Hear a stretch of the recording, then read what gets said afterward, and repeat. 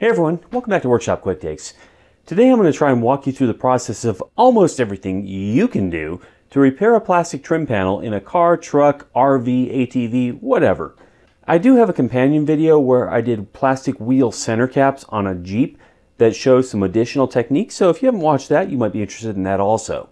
But today we're going to go through most of the process, and in particular we're going to focus on using fiberglass repair on a non-fiberglass panel. Is it possible?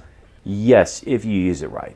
Now, I'm applying this to a 2000 Jeep Cherokee XJ. You might have a different vehicle, and that's perfectly fine. This applies to most types of plastic panels.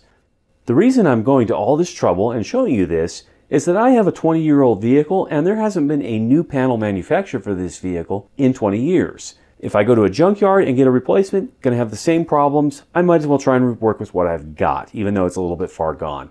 And hopefully, this gives you some ideas on what you can do using ordinary materials available at your local home improvement or hardware store. So, let's take a look at what I'm up to. Alright, what I got here is a plastic trim panel from inside a vehicle. In this case, it's a 2000 Jeep Cherokee, but any older vehicle, what will often happen is pieces like this will take a lot of wear and tear and then start to crack and break up. In this case, I've got a notable crack starting right here, and then over on this end, this screw eye is completely popped out, along with another piece of plastic here is almost completely broken off as well. So I need to figure out a way to try and repair these and hopefully strengthen this a bit, because what this is this is the trim piece at the very rear where the liftgate hatch comes down, and so it takes a lot of abuse, as can be seen by the condition of the top side of it here. So I'll clean that up later. But for now, what I want to try and do is fill and reinforce it from the bottom side. I mean, if you have a newer vehicle and you want to replace a piece like this, a lot of times you can get a good condition one, no problems. But the last time this was made was almost 20 years ago. So even if I get another one from somewhere, it's going to be 20 years old. I'm going to have to deal with the same problems either way. So I might as well try and fix this one. First thing I'm going to try and do is get all these cracked areas aligned so that they're nice and tight together. And then I'll be able to do some fill from the back side and let that cure, and then it should hold everything. And the way I'm going to try and do that, at least on this piece, is use a bit of foil tape. This here is sold for HVAC repair and other applications. What it won't stick to, though, is Armor All. So if you've got a plastic piece that's been treated, you're going to have to get rid of all that residue first before you'll be able to stick anything onto it. Note this stuff is sticky enough that for minor repairs, sometimes you could just go on the back side and actually apply this foil tape in a couple layers, and it would do a pretty good job of holding everything together, but this piece is beyond that. Okay, so let's make sure I'm pulling that together as much as I can. And then this over here is going to be trickier because I've currently got a piece of, I think, like Gorilla Tape or something on it, but it's very clear which way it broke out because of the orientation of that little thing there. So this one here I'm going to actually have to do some kind of filling. I think I'm going to stretch a piece of foil tape all the way across the top of that, right along the edge line there.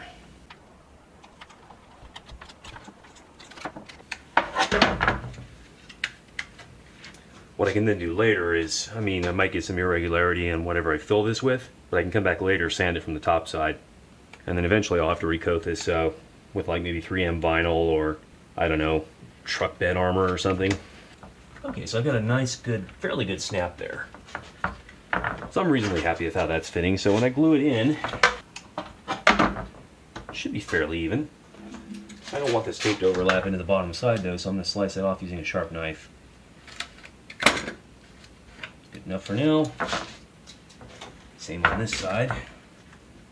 This screw hole here, and actually this one over here, were designed right. You notice these 3 reinforcing ribs? There's a reason those haven't broken off, and it's because those ribs help take some of the added stress out of this location. Unfortunately, not as much attention was paid to the design over here or to the stress points over here, which is why we've got a problem that needs to be fixed. So one of the ideas that I'm going to try is just using Bondo fiberglass resin. And then I've got this fiberglass cloth. Now you can buy this stuff fairly cheaply at your local home improvement store or automotive supply. It's intended for doing repairs on cars, boats, you know, pretty much anything that has fiberglass panels. But this is not fiberglass, but I'm hoping that I can get some good adherence to it. To do that, however, I'm going to need to activate this somehow. This method is unorthodox, but it's cheap. Lacquer thinner happens to soften and dissolve many plastics, and so does acetone actually. So applying either of those to a plastic surface will tend to soften it up a bit. The thing you got to watch out for is sometimes it won't harden again, so you'll be left with kind of a sticky surface, but in this case that's exactly what I want. Here's a pair of nitrile rubber gloves. They're somewhat resistant to chemicals like this, not super resistant.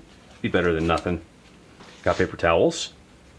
And I've got a disposable paintbrush. So I'm just going to pour some of this in here. I'm going to brush it around to see if it starts softening the plastic the way I hope it does. I'm going to work within just this section here where I've already got nice little walls to form sort of a little cofferdam for the fiberglass or whatever else I end up pouring in here. The lacquer thinner is evaporating as expected. What I'm hoping it's doing is it's leaving the plastic kind of sticky in its wake. I can already see it pulling bristles off the brush, so that's a good sign.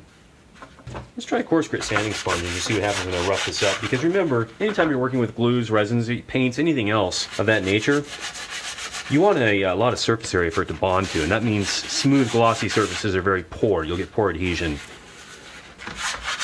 And I think the lacquer thinner actually did soften it up a bit, so we're on the right track. I think that's fairly good. It feels like I really took the shine off of it. Now the next thing I do before I go to the fiberglass bonding stage is I want to try and put down some sort of web in here that'll form like an initial bonding surface. One possibility is this drywall repair tape. This is a type of mesh drywall joint tape you use if you're trying to work quickly. Now here's something similar, except this is much more durable because this is for cement board. So let's try this and just see how it works out.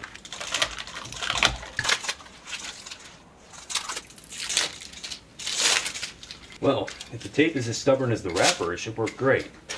Where is our starting point? Here's a trick to finding your place again, like with any roll of tape.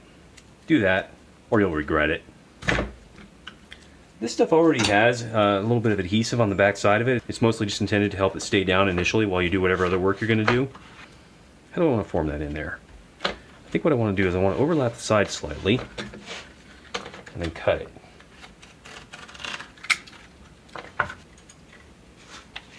Let's just give a light dash of the good stuff. Tack up for a minute.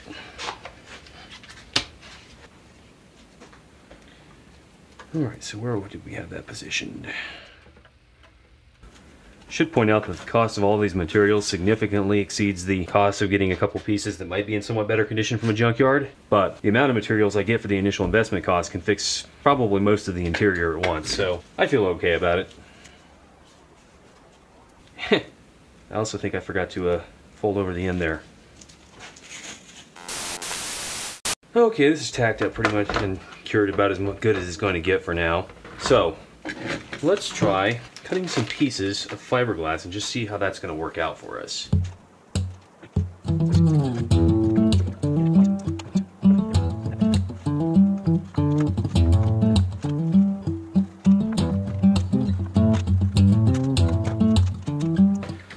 This isn't a beauty contest, we just want it to be laying reasonably flat. And here the adhesive I used previously is helping me because it's drawing it down and forming it in here before I actually get the fiberglass mixed and put that on. Always a couple triangular cuts. Just give myself a little piece to work with there. Again, I probably won't be going this elaborate on all of the panels. Many of them will only need minor repairs to make sure the screw holes don't pop loose. This one here at the base of the liftgate is going to take a lot of abuse, so I'd like to try and get it to a state where it's fairly durable. Alright, let's look at the directions for this. We're mixing the resin can, blah blah blah. Okay, ratio of resin to hardener is as follows. For 1/4 can of resin, use 1/4 tube of hardener. Well, I'm not going to use 1/4 can of resin, I don't think. Although... oh, that's some stinky stuff. One moment. Hopefully the fan noise doesn't do us in. Looks like that has to be opened with my knife. So it looks like we probably just need a few drops of hardener for what I pulled out of there. Mix it up thoroughly.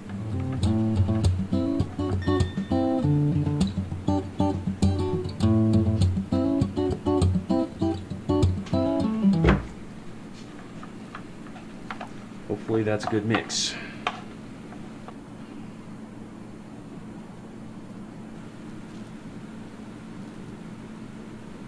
Now, I think I'm going to use my brush from earlier and spread this about. Sure it goes all the way up to the sides. Okay, that's good. It looks like we're getting really good saturation with that.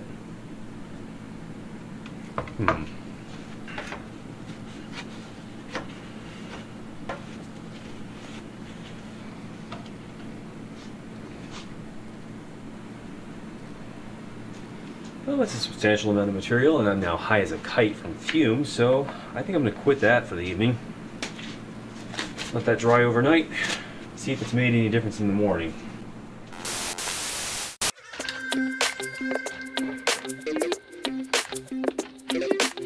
Off camera, we completed the repair to the busted end section and removed the foil tape that was holding the pieces together. Since we had only a small area that needed addressing and needed a repair that would be just a bit more pliable than the fiberglass resin, we switched over to JB Weld's steel reinforced epoxy. The plastic prep stage was identical and the mesh patch tape was used again to provide structural reinforcement, but this time we skipped the fiberglass fabric and epoxy and filled the work area with the JB Weld epoxy directly over the mesh tape. Once that had set, excess was trimmed away and filed down. It's possible to start cracking the epoxy away from the plastic, so this step can't be done too aggressively.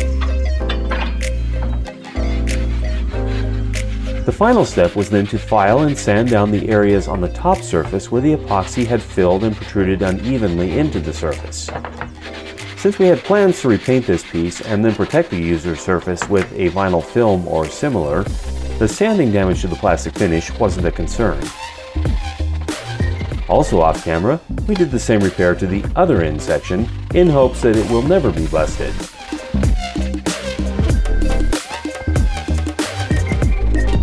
After that, we had a notion to add reinforcement to a very narrow lip that surrounds the liftgate latch plate. This would have been a great thing to think about before filling up the entire working area with fiberglass, which was now quite set in its ways. The retrofit required grinding out a narrow groove sufficient to be refilled with a section of copper wire, a task that produced a non-trivial quantity of airborne, lung-shredding fiberglass dust. Wear a good mask and have some kind of ventilation if you try this one at home. The reinforcement wire was then locked into place using more, you guessed it, JB Weld epoxy.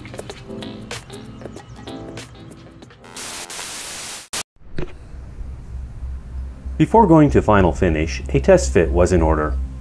And yes, for any eagle eyes in our audience today, we did add additional fiberglass fill to the remaining open areas of the trim panel.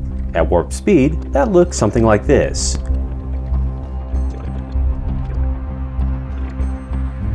The procedure was the same as for the previous fiberglass work, but a midstream interruption resulted in one interesting discovery. Okay, that's interesting. I had to take a quick break and I let that sit for a bit, and look at that. Apparently the first stage of curing is to go to Jello.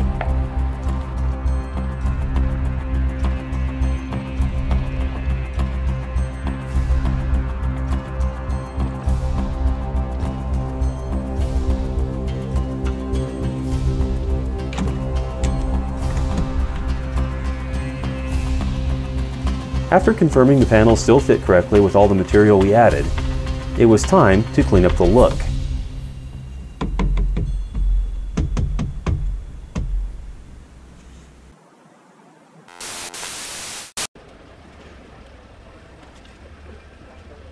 The plastic was wiped with lacquer thinner again, this time to prime it for paint. In retrospect, a thin layer of primer might have helped with adhesion. Regardless, painting plastic of this type is tricky, as spray paint will never adhere to the surface as well as you might hope. But with a clear coat on top, it will last well enough. For high traffic areas, a surface film should be applied after the paint stages are complete and cured.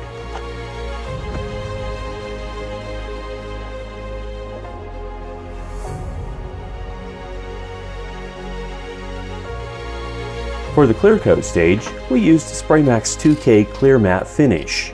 It's a two-part epoxy clear coat in a can, and it's about the best you can do without a spray gun. Here, the solvent was still flashing off and the epoxy was not set, but later, the piece achieved a matte final appearance as expected.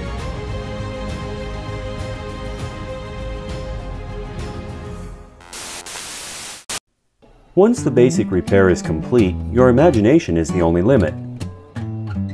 Here on another trim piece, for example, metal washers have been inserted into deep screw holes and permanently secured with a plastic building epoxy. JB Weld's steel epoxy would also have worked. That's one way to reinforce a weak mounting position. To protect screw holes from excessive torque and vibration, nylon plastic or neoprene rubber washers can be inserted into screw holes and used to save old brittle plastics from the full torque of metal trim screws. When required, these may need to be trimmed to fit and possibly installed with a weather seal adhesive or other flexible glue so they don't pop loose later. When approaching repairs of this kind, a question worth asking is, how visible is the area that I need to repair? For example, on the 97 to 2001 Jeep Cherokee XJ series, these particular liftgate trim panel screws are under stress in a physically weak location and the screw holes tend to break away from the main panel. But these locations also aren't visible to the user under most conditions. What matters here is that they securely hold a trim screw. Another option is to use a film or vinyl cover to protect a panel in a high traffic area. 3M's Clear Bra film product for protecting car hoods and headlight covers, among other things, is one option. However, we went for something different, a translucent stair tread material found at our local Ace Hardware. It wasn't cheap and it isn't invisible, especially on darker backgrounds. But by purchasing a few packs in different sizes, trimming to fit, and then heating it with a heat gun to bond it to our trim panels and soften it for custom fit around edges and corners, we were able to provide a long-lasting, durable protective finish for high-traffic areas including the liftgate trim, the door sills, and a few other areas around the vehicle.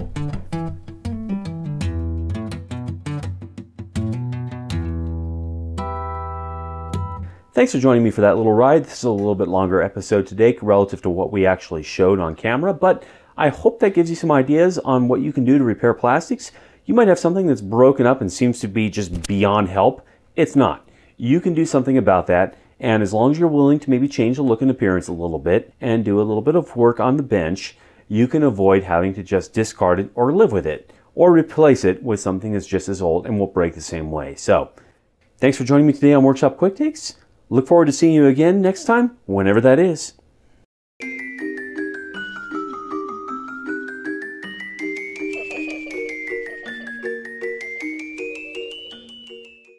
Has anyone seen my phone?